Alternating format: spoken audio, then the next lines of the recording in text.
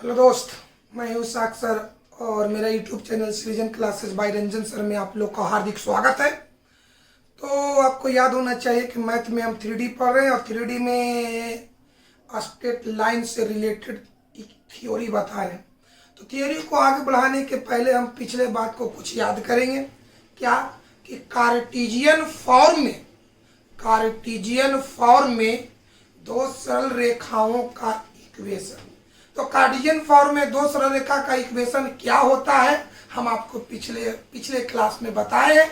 यहाँ भी दो कंडीशन है, समानांतर के रूप में और असमानांतर के रूप में।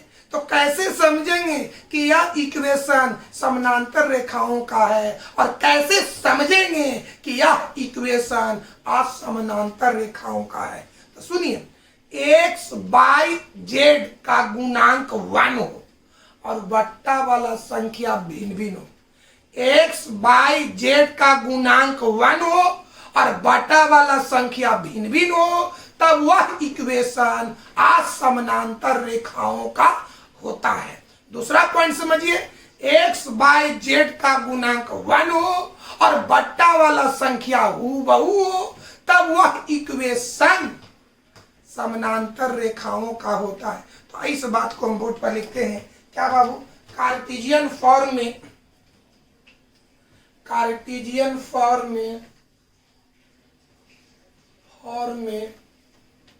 दो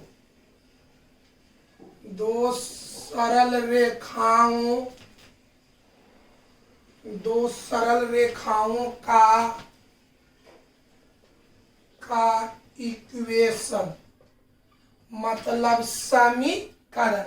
तो यहाँ भी दो रीजन में लिखा जाता है, एक समानांतर में और एक असमानांतर में। तो आइए पहला कंडीशन देखते हैं असमानांतर के लिए। अब हम लोग याद किया जाए बाबू कि यदि रेखाएं असमानांतर रूप में हो, यदि रेखाएं असमानांतर के रूप में हो, तब उन रेखाओं का इक्वेशन कार्टेशियन फॉर्म में कैसे लिखा जाता है। आइए देखिए। तो पहला रेखा का क्या बता, x माइनस x1 बटा a1 y माइनस y1 बटा b1 z माइनस z1 बटा c1। ये हो गया पहला लाइन माने L1 का इक्वेशन। दूसरा बोलो, x माइनस x2 बटा a2 y माइनस y2 बटा b2 z माइनस z2 बटा c2। ये हो गया L2 का इक्वेशन। अब बताओ कि कौन कंडीशन के लिए है, असमानांतर का है। तभी हम बताएं x बाई जेड का गुणांक 1 हो और बटा वाला संख्या भिन्न भिन्न हो, तब वह इक्वेशन असमानांतर के लिए होता है। तो चेक किया जाए। देखिए, तो x का गुणांक 1, y का गुणांक 1, z का गुणांक 1, यहाँ भी x का गुणांक 1, y का गुणांक 1, z का गुणांक 1, यानी x बाई जेड का गुणांक 1 है। अब चलिए बटा वाला संख्या, यहाँ बटा वाला a1 b1 c1 a2 b2 c2, ऊपर में बटा वाला a1 b1 c1, नीचे में बटा वाला a2 b2 c2 है भिन्न भिन्न।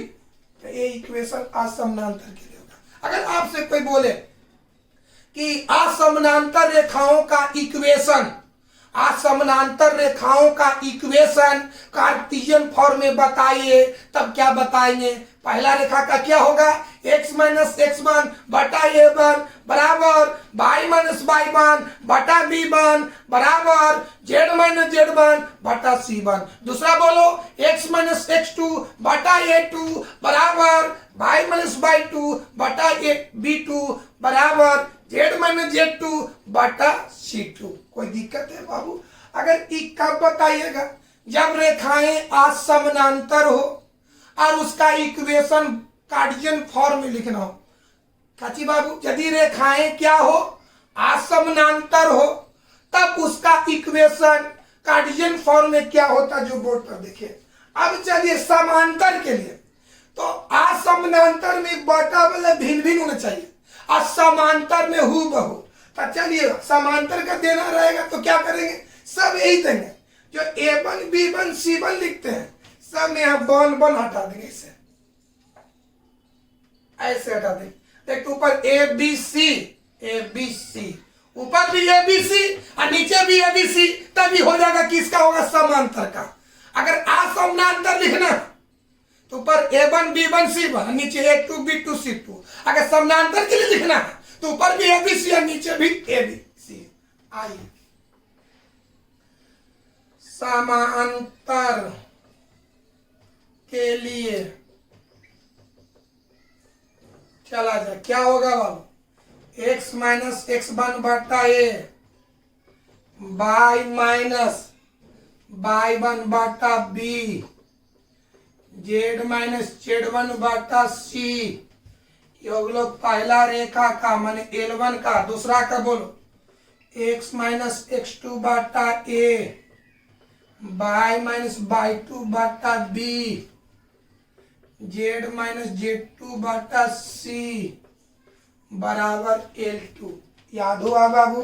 यदि हम अगर कोई पूछे कि असमांतर रेखाओं का इक्वेशन, असमांतर रेखाओं का इक्वेशन कार्टेशियन फॉर्म में बताइए, असमांतर रेखाओं का इक्वेशन कार्टेशियन फॉर्म में बताइए, तो क्या बताइएगा, x माइनस x1 बटा a बन, ए बन बन one one one two two two. चलिए बड़े बढ़िया से क्या कहते हैं, यदि रेखाएं असमानांतर हो, यदि रेखाएं असमानांतर हो तब उन रेखाओं का इक्वेशन कार्टेशियन फॉर्म में इस प्रकार होता है। पहला क्या, x माइनस x1 बटा a1, y माइनस y1 बटा b1, z माइनस z1 बटा c1। दूसरा x माइनस x2 बटा a2, y माइनस y2 बटा b2, z माइनस z2 बटा c2। यह समानांतर के लिए हुआ।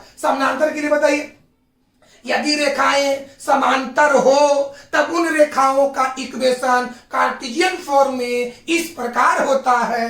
तो पहला बोलो, x माइनस x1 बटा a बराबर y माइनस y1 बटा b बराबर z माइनस z1 बटा c, और x माइनस x2 बटा a बराबर y माइनस y2 बटा b बराबर z माइनस z2 बटा c।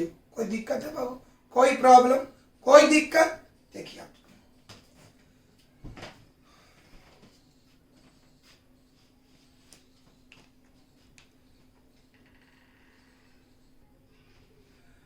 हाँ बाबू, देखिए क्या है, यदि दो सरल रेखाओं का इक्वेशन कार्टेशियन फॉर्म में हो और वे रेखाएं असमानांतर हो तब रेखाओं के बीच न्यूनतम दूरी इस प्रकार निकाला जाता है। यानी रेखा क्या हो, असमानांतर हो और उसका इक्वेशन, रेखा कैसा हो, असमानांतर हो और इक्वेशन कौन फॉर्म में हो, कार्टेशियन फॉर्म में। रेखा क्या हो, असमानांतर, और किस रूप में होना चाहिए, कार्टेशियन फॉर्म में। तब बताओ बाबू, रेखा असमानांतर हो और इक्वेशन कार्टेशियन फॉर्म में हो तब पहला रेखा का क्या होना चाहिए, इक्वेशन x माइनस x1 बटा a1 बराबर y माइनस y1 बटा b1 बराबर z माइनस z1 बटा c1। दूसरा का क्या होगा, x माइनस x2 बटा a2 बराबर y माइनस y2 बटा b2 बराबर z माइनस z2 बटा c2। आइए चलिए बताइए, इस थ्योरी पर गौर किया जाए। देखो बाबू,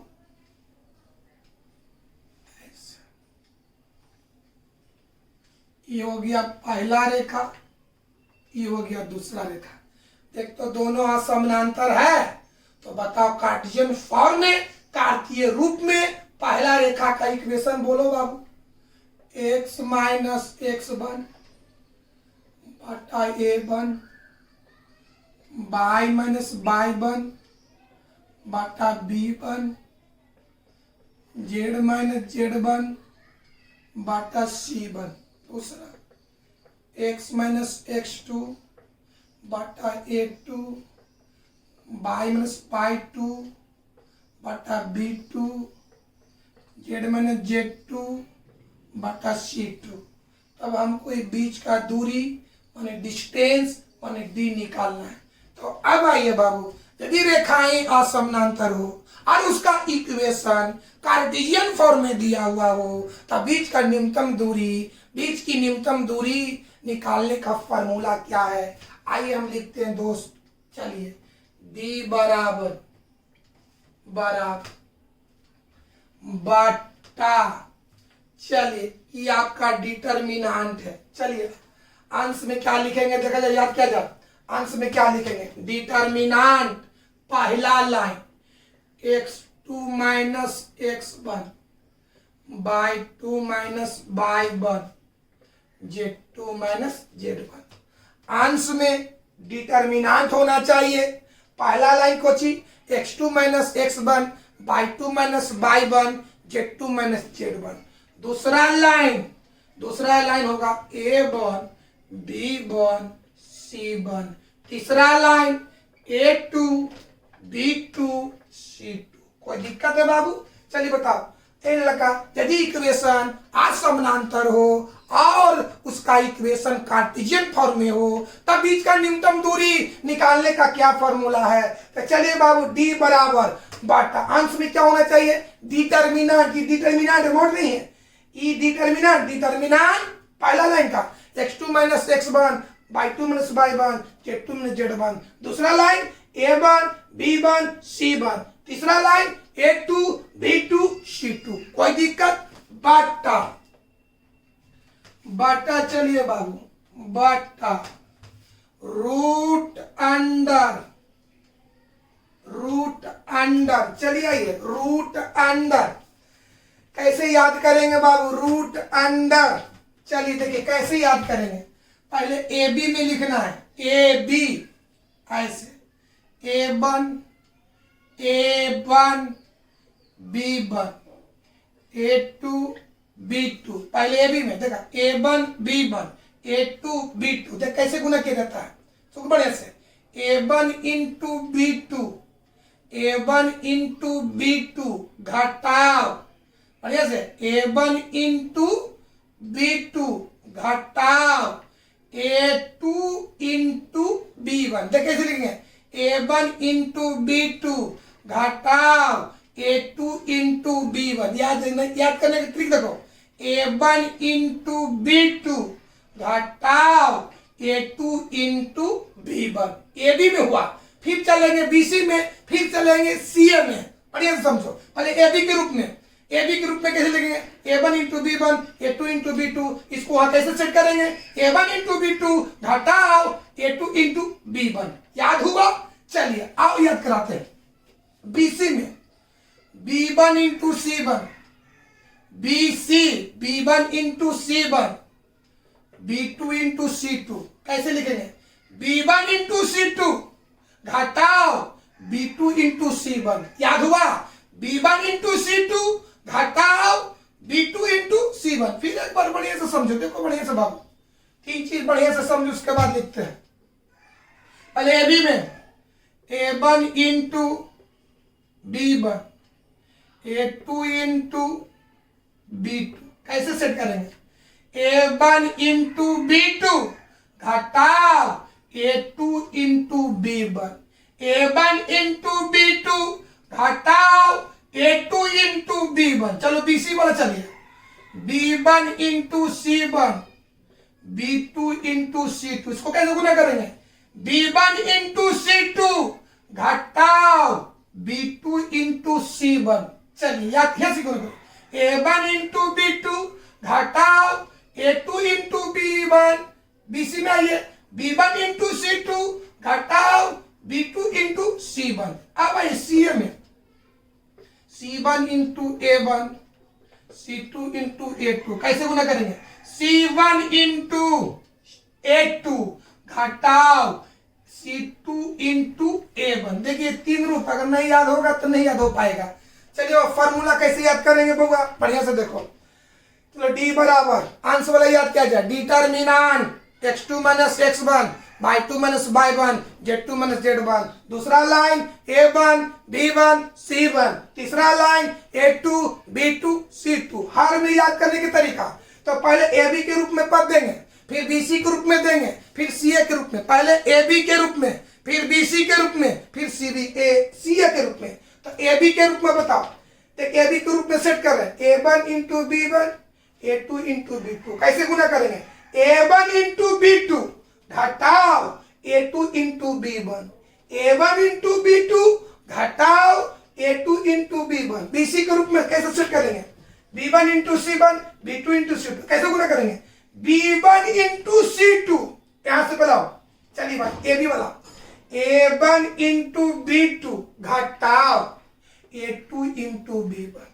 बीसी के रूप में B one into C two घटाओ B two into C one. CA के रूप में C one into A two घटाओ C two into A one. आइए लिखते हैं बुआ,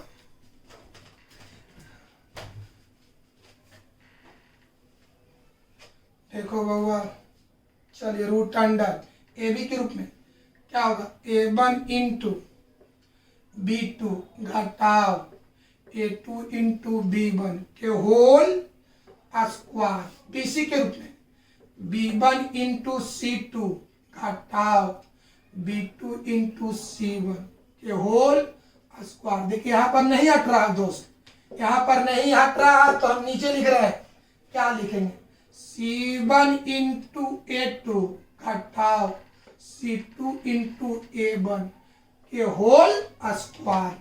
याद हुआ बाबू, यही फॉर्मूला है कि अब जब रेखाएं असमानांतर हो और उसका इक्वेशन कार्टेशियन फॉर्म में दिया हुआ हो तो बीच का न्यूनतम दूरी निकालने का क्या फॉर्मूला है, डी बराबर अंश में determinant x2 minus x1 y2 minus y1 z2 minus z1। दूसरा लाइन a1 b1 c1, तीसरा लाइन a2 b2 c2 बट्टा रूट अंडर, पहले ab के रूप में, ab के रूप में क्या होगा, a1 इंटू b2 घटाओ a2 इंटू b1 के होल स्क्वायर। bc के रूप में b1 इंटू c2 घटाओ b2 इंटू c1 के होल स्क्वायर। जोड़ यहाँ जगह नहीं, नीचे लिख दिया।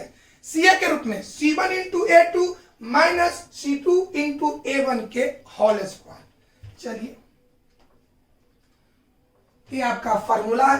जब इसको कैलकुलेशन करेंगे तो ए मान प्लस में भी आ सकता है और माइनस में भी आ सकता है, लेकिन दूरी हमेशा पॉजिटिव होता है, इसलिए इस पर मॉड चढ़ा दिया जाता है। याद किया, ए मॉड याद रखिएगा, ये बाहर वाला मॉड है, ये अंदर वाला डिटर्मिनांट है। बाहर वाला मॉड, अंदर वाला डिटर्मिनांट। एक फॉर्मूला आपको याद, कोई पूछेगा कि बताओ मेरे भाई, यदि रेखाएं असमानांतर हो और उनकी इक्वेशन कार्टेशियन फॉर्म में हो तब बीच की न्यूनतम दूरी निकालने का क्या सूत्र होगा, तो डी बराबर अंश में क्या लिखेंगे, determinant x2 minus x1 y2 minus y1 z2 minus z1।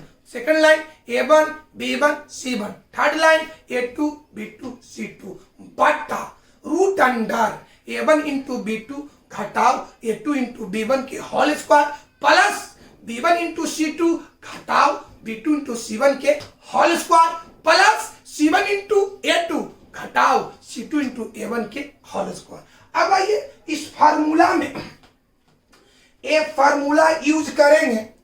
कि फार्मूला यूज करने के लिए हमको कई मान चाहिए, कई अक्षर का मान चाहिए। इसमें 12 अक्षर मिलेगा, a1 b1 c1, गिनिएगा a1 b1 c1 a2 b2, बढ़िया से a1 b1 c1, 12 अक्षर है। इस फार्मूला लागू करने के लिए हमको 12 अक्षर का मान चाहिए। किसका किसका, a1 b1 c1, कोची देख रहा, किसका किसका मान चाहिए, a1 b1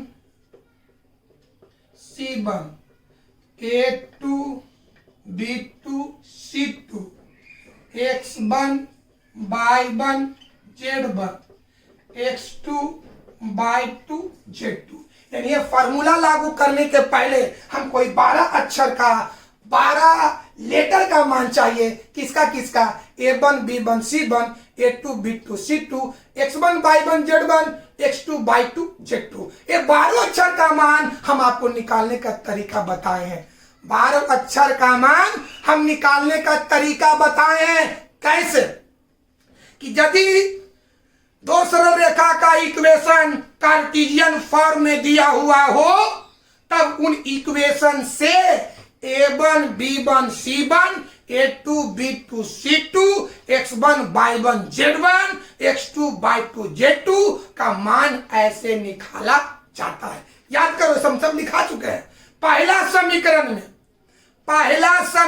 में X वाला Y वाला Z वाला पद को आगे किया जाता है। यदि हमको A1 B1 C1 A2 B2 C2 X1 Y1 Z1 और X2 Y2 Z2 का मान निकालना हो तो क्या करेंगे? पहला समीकरण में X वाला Y वाला Z वाला पद को आगे किया जाता है। उसके बाद उसके गुणांक को देखा जाता है। अगर गुणांक 1 हो तो छोड़ दिया जाता है, अगर गुणांक 1 के अलावा हो तो उतना कॉमन ले लिया जाता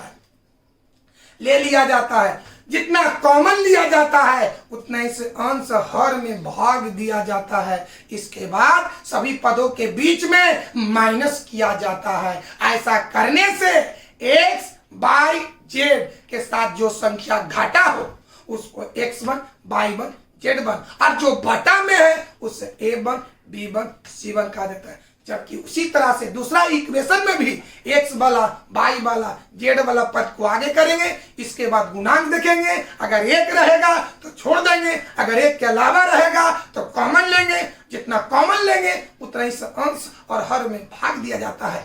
इसके बाद सभी पदों के बीच में माइनस किया जाता है। ऐसा करने से X Y Z के साथ जो संख्या घटा हो उसको X2 Y2 Z2 और बटा वाला को A2 B2 C2 करें। जो हम एक बार आपको पहले इसको रिपीटेशन किए हैं तो हम बताओ बाबू, ये फार्मूला लागू करने के लिए हमको 12 अक्षर का मान चाहिए। X1 Y1 Z1 A2 X1 Y1 Z1 X2 Y2 Z2 A1 B1 C1 A2 B2 C2 का मान। कोई दिक्कत है तो एक नजर देखिए और इस पर हम लोग एक ही करेंगे। तो समझ लीजिए मेरे बाबू, अब जब मैंने इस फार्मूला के माध्यम से हमको बीच का न्यूनतम दूरी निकालना हो, इस फार्मूला के माध्यम से हमको बीच का न्यूनतम दूरी निकालना हो तब इसको कैसे याद करेंगे? सबसे पहले इस फार्मूला के माध्यम से तो दिमाग में अट गया कि 12 का मान पहले हमको निकालना होगा। ये फार्मूला यूज करने के लिए, ये फार्मूला लागू करने के लिए कंसेप्ट क्या है? तो क्या कंसेप्ट है? सबसे पहले दिए गए इक्वेशन के माध्यम से X1 Y1 Z1 X2 Y2 Z2 A1 B1 C1 A2 B2 C2 का मान निकाला जाता है। फिर प्राप्त मानों की सहायता से डिटर्मिनांट, फिर इसका मान निकालेंगे। जब 12 का मान निकल जाएगा तो उसके बाद किसका मान निकालेंगे? अंश वाला का, माने डिटर्मिनांट X2 X1 Y2। माने कहने का मतलब जब 12 का मान निकल जाएगा तो उसके बाद इसका मान निकालिएगा, फिर ये नीचे वाला का मान निकालिएगा, उसके बाद अंतिम में फार्मूला लागू करिएगा, सबके मान को बैठा दीजिएगा, हल कर दीजिएगा। हल समझो, सबसे पहले 12 का मान निकालना है। ये 12 निकल गया तो अंश वाला का मान निकालना है, जब वो निकल गया तो हर वाला का मान निकालना है, अंतिम में फार्मूला लागू करना है। याद हो गया? फिर समझो बाबू, इस फार्मूला के माध्यम से हमको बीच की न्यूनतम दूरी निकालना हो तो सबसे पहले दिए गए इक्वेशन के माध्यम से ये 12 का मान निकालेंगे। जब 12 का मान निकल जाएगा तो अंश वाला का मान निकालेंगे, जब अंश वाला निकल जाएगा तो हर वाला का मान निकालेंगे। कोई दिक्कत है? आइए हम क्वेश्चन के माध्यम एग्जाम्पल के माध्यम से फार्मूला को आप यूज करते हैं। फार्मूला से हम प्रॉब्लम को सॉल्व करते हैं। एक नजर देखिए।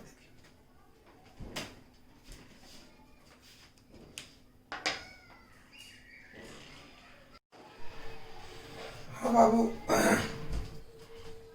तो देखिए इस प्रॉब्लम को देखा जाए। देखिए जो अभी थ्योरी बताएं उससे रिलेटेड एक प्रॉब्लम है और शायद ये 2011 में ये 7 नंबर का क्वेश्चन पूछा था। लेकिन अभी जो पैटर्न से एग्जाम लिया जा रहा है उसमें 7 नंबर का क्वेश्चन नहीं होता है, तो अगर पूछेगा तो 5 नंबर का पूछेगा। आइए पहले इसको गौर किया जाए। ये दोनों समीकरण में कोई एरो का इस्तेमाल नहीं है, तो दिमाग में अड़ जाना चाहिए कि जो रेखा का समीकरण है कार्टेशियन फॉर्म में। यहाँ तक दिमाग में अट गया कि रेखा का जो समीकरण है कार्टेशियन फॉर्म में है। अब ये देखना है कि यहाँ पर रेखा समानांतर है कि असमानांतर है। तो अगर x बाय जेड का गुणांक 1 हो, x का गुणांक 1, y का गुणांक 1, z का गुणांक 1, यहाँ भी 1, यहाँ भी 1, यहाँ भी 1, मैंने दोनों समीकरण में x बाय जेड का गुणांक 1 हो। अब डिसाइड करेगा बट्टा वाला संख्या। तो पहला समीकरण में बाटा वाला 7 - 6 1, और दूसरा समीकरण में 1 - 2, एकरा में 7 - 6 1, और ओकरा में 1 - 2 1, यानी दोनों भिन्न भिन्न है। तो हम कह सकते हैं कि यहाँ पर जो रेखाएं हैं असमानांतर है। यानी रेखाएं क्या है? असमानांतर है। रेखा किस रूप में है? तो कार्टेशियन फॉर्म में। बढ़िया से समझो, यहाँ पर रेखा किस रूप में है? तो असमानांतर है। रेखा का इक्वेशन किस रूप में है? तो कार्टेशियन है। यानी रेखाएं असमानांतर है और उसका इक्वेशन कार्टेशियन फॉर्म में है। तो बीच की न्यूनतम दूरी ज्ञात करें। तो बीच का न्यूनतम दूरी निकालने का क्या फॉर्मूला है? अभी बताएं। डी बराबर अंश में determinant x2 - x1 y2 - y1 z2 - z1, दूसरा लाइन a1 b1 c1, तीसरा लाइन a2 b2 c2, वट्टा root under a1 into b2 minus a2 into b1 के whole square plus b1 into c2 minus b2 into c1 के whole square plus c1 into a2 minus c2 into a1 के whole square. यानी इस formula को लागू करने के लिए सबसे पहले a1 b1 c1, a2 b2 c2, x1 y1 z1, x2 y2 z2 का मान निकाला जाता है। तो आइए हम लोग x12 का मान निकालते हैं। पहले हल करते हैं दोस्तों। चलिए पहला क्या है बाबू? x + 1 बटा 7 y + 1 - 6 z + 1 बटा 1। चलिए आइए क्या कहते हैं, 12 का मान निकालने के लिए क्या होता है? पहला समीकरण में x वाला y वाला z वाला पद को आगे करिए। इस पद में तो x आगे है, ये इस पद में भी y आगे है, इस पद में z आगे, करने की जरूरत नहीं है। अब इसकी गुणांक पर केयर कीजिए। हाँ, तो x का गुणांक 1, y का गुणांक 1, z का गुणांक 1। अगर गुणांक 1 हो तो जो कहते हो छोड़ दीजिए। अब सभी पदों के बीच माइनस कीजिए। यहाँ प्लस है तो होना चाहिए माइनस, यहाँ प्लस है तो होना चाहिए माइनस, यहाँ प्लस है तो होना चाहिए माइनस। आइए करते हैं। चलिए बीच में माइनस -1 ऐसे कर सकते हैं, माइनस प्लस बट चलिए y -1 -6 बराबर z -1 बटा इतना। अब आइए, तो ऐसा करने से x बाई z के साथ जो घाटा रहेगा उसको x1 y1 z1, जबकि बटा वाला को a1 b1 c1 कहते हैं। तो बोलो यहाँ पर x के साथ किसको घटाया गया? -1 को। यहाँ पर y के साथ किसको घटाया गया? -1 को। यहाँ पर z के साथ किसको घटाया गया? -1 को। तो x के साथ जो घाटा है x1, तो यहाँ पर x1 का मान -1, y1 का मान -1, z1 का मान -1। अब बटा वाला को a1 b1 c1, ये हो a1 का मान, ये हो b1 का मान, ये हो c1 का मान। आइए बाबू, तो किसका मान हुआ बाबू? बोल x1 का मान -1, y1 का मान -1, z1 का मान -1। आइए a1 का मान 7, b1 का मान 6, c1 का मान 1। कोई दिक्कत है? अब आइए विद्यार्थी जी, अब दूसरे इक्वेशन से हम चलते हैं दोस्त। क्या है? अगेन क्या है? x -3 बटा 1 बराबर y -5 बटा -2 z -7 बटा 1। तो बोलो बाबू, सबसे पहले क्या करेंगे? x वाला y वाला z वाला पद को आगे करेंगे। इस पद में x आगे है, ये है, इस पद में y है, ये है, इस पद में z आगे है, ये। अब उसकी गुणांक पर ध्यान दीजिए।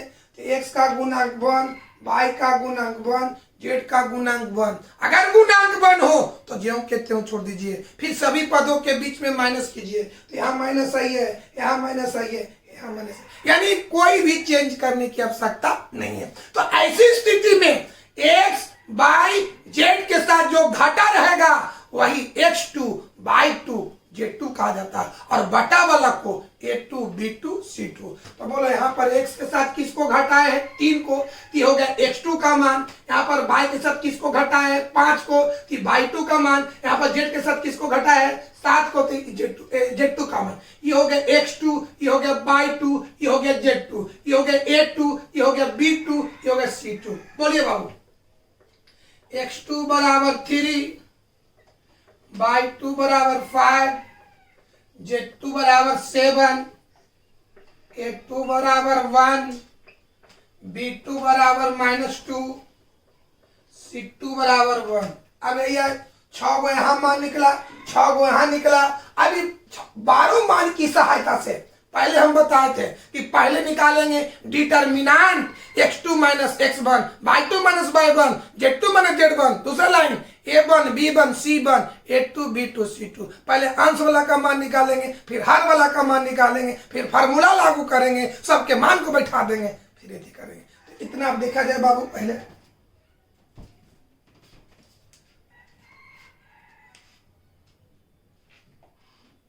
हाँ बाबू देखिए, पहले हम मान इसका निकालेंगे। Determinant x2 minus x1, y2 minus y1, z2 minus z1, a1 b1 c1, a2 b2 c2। आइए सबका मान को पुट करते हैं दोस्त। बताओ, a2 का मान x2 का मान 3 होगा, माइनस x1 का मान, अब हम सब मान निकाल दिया, आप लोग देखिएगा। x1 का मान -1, चलिए y2 का मान 5, y1 होगा -1, z2 का मान 7, z1 क्या होगा -1, a1 b1 c1, तो a1 का मान 7, b1 का मान -6, c1 का मान 1, a2 b2 c2 1 -2 1। अब इसको हल करते हैं दोस्त। माइनस माइनस माइनस प्लस, तो 3 1 4, 5 1 6, 6 1 7, 7 1 8। क्या होगा बाबू बताओ? 4 6 8 7 -6 1 1 -2 1। इसको कैलकुलेशन करते हैं। तो पहले 4 को लेके चलिए, डिटर्मिनेंट आपको हल कर बताएं। 4 लीजिए, तो 4 से रिलेटेड खड़ी पड़ी, यहाँ से पड़ी, यहाँ से खड़ी, -6 -2 1 1। क्या हो गया? -2 -6 -2 1 1। अब आइए ये पॉजिटिव, अभी क्या हो गया? नेगेटिव। कितना बोलो? 6।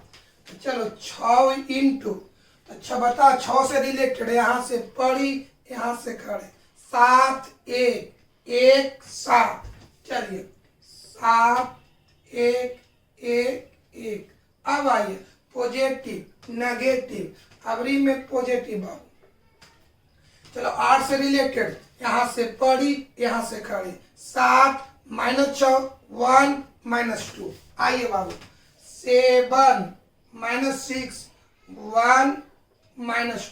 कोई दिक्कत है? अब इसको हल करते हैं बउआ। देखिए हल कर रहे हैं।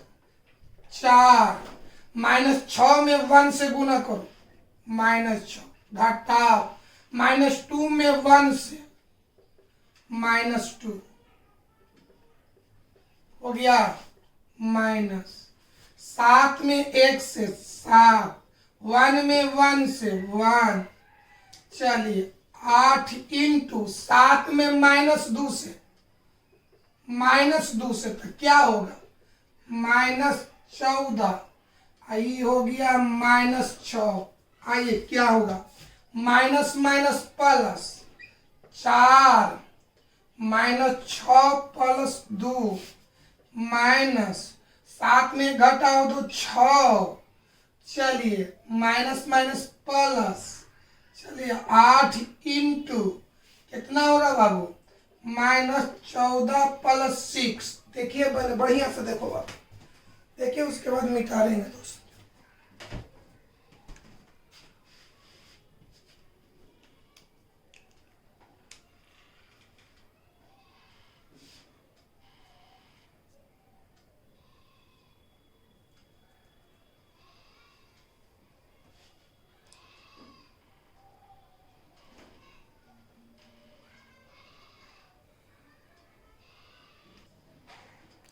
बाबू एक बात और बताना चाहते कि देखिए ये जो बगल में जो दिखाई दे रहा है, हम अपना हिंट के लिए उतारे हुए हैं, ये आपको उतारना नहीं है। एक बार सुना जाए, ये बगल में जो दिखाई दे रहा है, ये वैल्यू को, इस मान को हम अपना हिंट के लिए रखे हुए हैं, ये नहीं कि आपको उतारना है, ये आपको इधर नहीं उतारना है। चलिए आइए इसको कैलकुलेशन हम करते हैं बउआ। तो याद होना चाहिए हम किसका मान निकालते हैं, इसको कैलकुलेशन करते हैं।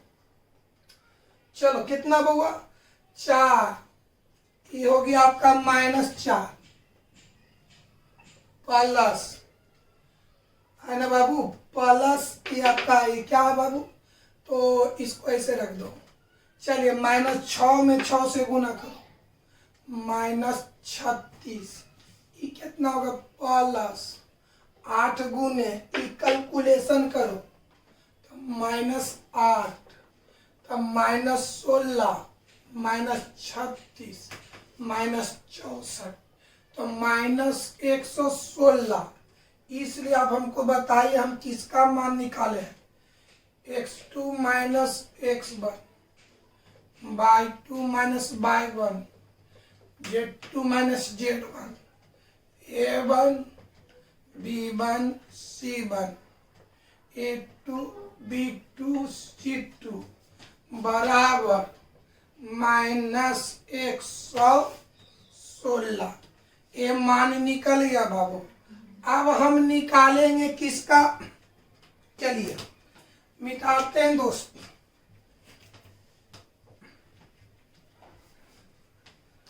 आइए अगेन,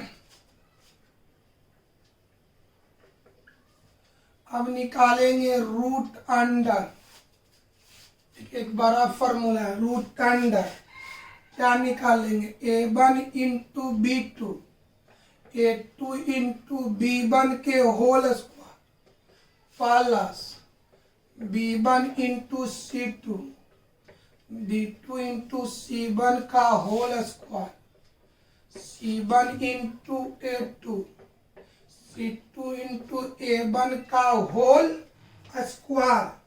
चलिए सबका मान हम पुट करना बाबू, रूट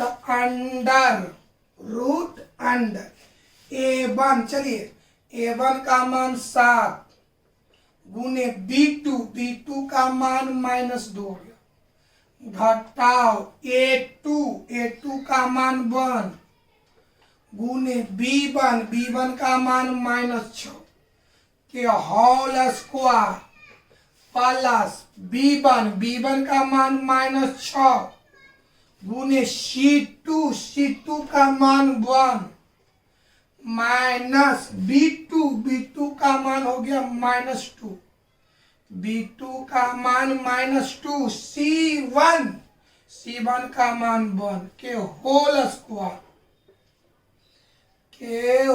स्क्वायर सब मान देख कर पुट करेगा। b1 हवा -6, c2 हवा 1 माइनस b2 -2 गुना c1 कितना 1, चलिए प्लस c1 का मान 1, a2 का मान 1, c2 का मान 1, a1 का मान 7 के होल स्क्वायर। चलिए जय बात, क्या करना है बोलो, रूट अंडर 7 में -2 से तब -14 plus minus minus plus 6 whole square. चलिए आइए -6 अब माइनस माइनस प्लस तब +2 हो गया कि होल स्क्वायर। आइए 1 - 7 का होल स्क्वायर। अब आइए बाबू विद्यार्थी जी इसको हल करेंगे तो चलिए ये क्या होगा -8 के होल स्क्वायर -4 के होल स्क्वायर -6 के होल स्क्वायर। ये क्या हो गया? चलो बाबू विद्यार्थी जी -8 के स्क्वायर 64 16 ये क्या हो गया 36। चलिए बढ़िया से इसको अब जोड़िएगा तो √116 हो जाएगा। देखिए बढ़िया से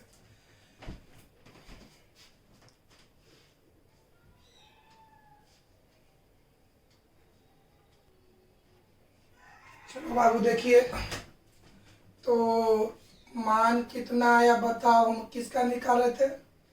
√, बोलो बाबू A1 × B2 A2 × B1 का होल स्क्वायर। आइए B1 × C2 B2 × C1 का होल स्क्वायर। अब आइए C1 × A2 C2 to A1 का होल स्क्वायर। इसका मान लाए √116। चलिए इसका मान हम लोग लिया है बाबू। अब हम लोग इसका मान निकाल फार्मूला लागू करेंगे तो D बराबर बटा ऊपर आए determinant x2 - x1 y2 - y1 z2 - z1 A1 B1 C1 A2 B2 C2। कोई दिक्कत है बाबू? अब आइए रूट अंडर क्या होगा A1 × B2 A2 × B1 का whole square plus B1 × C2 B2 × C1 का होल स्क्वायर प्लस चलिए C1 × A2 C2 × A1 का होल स्क्वायर। अब आइए इस सब का मोड लगा दीजिए तो बताओ बाबू ऊपर वाला का मान लाए। ऊपर वाला का मान देखे होंगे ऊपर वाला बताओ ये पूरा का मान लाए -116 और इसका मान लाए हैं √116 मॉड। तो मॉड का मान हमेशा पॉजिटिव। चलिए बाबू तो इतना होगा। इसको ऐसे काट दीजिए तो कितना होगा √116 मान कितना होगा इतना। This is answer.